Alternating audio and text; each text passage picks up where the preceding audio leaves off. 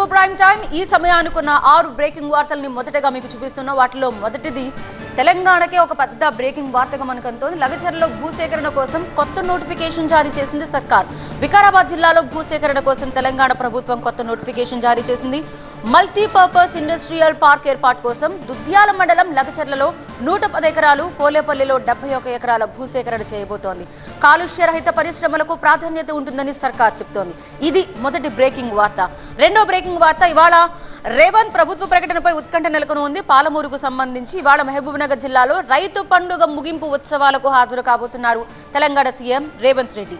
ఈ కార్యక్రమంలో రేవంత్ ప్రకటనపై అంతటా ఆసక్తి నెలకొని ఉంది. రుణమాఫీపై మరింత క్లారిటీ ఇస్తారా లేక రైతు భరోసాపై స్పష్టత ఇస్తారా, బోనస్ గురించి కొత్త ప్రకటన ఉండబోతోందా అన్న ఉత్కంఠ కనిపిస్తోంది. మూడో బ్రేకింగ్ వార్త విషయానికి వద్దాం. ఏపీలో చురుగ్గా పెన్షన్ల పంపిణీ కొనసాగుతోంది. రేపు ఆదివారం కావడంతో ఏపీలో ఒకరోజు ముందుగానే పెన్షన్లను పంపిణీ చేయబోతున్నారు. సో అనంతపురం జిల్లా పర్యటనలో భాగంగా నెమకల్లులో పెన్షన్లు పంపిణీ చేయబోతున్నారు సీఎం చంద్రబాబు. అనంతరం గ్రామ సభలో సీఎం పాల్గొంటారు. ఇక నాలుగో బ్రేకింగ్ వార్త విషయానికి వద్దాం.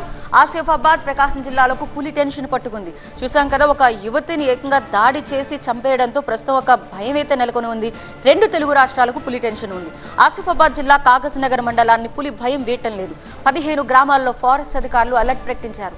ప్రకాశం జిల్లా దోర్నాల మండలం బొమ్మలాపురం పొలాల్లో పెద్ద పులి సంచారంతో రైతుల్ని దయచేసి అక్కడకు వెళ్లొద్దంటూ ఫారెస్ట్ అధికారులు హెచ్చరికలు కూడా జారీ చేశారు. ఐదో బ్రేకింగ్ వార్త ఫెంగల్ తుఫాన్ కు సంబంధించి.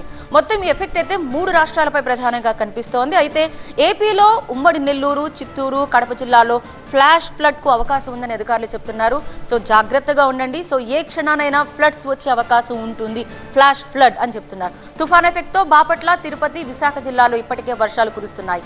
అటు తుఫాన్ ప్రభావంతో తమిళనాడు కూడా భయం పట్టుకుంది. చెన్నై సహా 7 జిల్లాలకు రెడ్ అలర్ట్ జారీ చేశారు. ఇక నెక్స్ట్ మహారాష్ట్ర సీఎం ఎవరనే దానికి సంబంధించి సస్పెన్స్ కొనసాగుతూనే ఉంది. సొంతూరుకు చేరుకున్న తర్వాత సీఎం షిండే 2 రోజుల పాటు అక్కడే ఉండబోతున్నారు. డిప్యూటీ సీఎం పదవిపై షిండే అసంతృప్తితో ఉన్నట్టుగా సమాచారం అందుతోంది. రేపు రాత్రి ఢిల్లీ లేకపోతే ముంబైలో మరోసారి మహాయుతి మీటింగ్ జరిగే అవకాశం ఉన్నట్టుగా తెలుస్తోంది. ఇవి ఈ సమయానికున్న 6 బిగ్ బ్రేకింగ్ వార్తలు.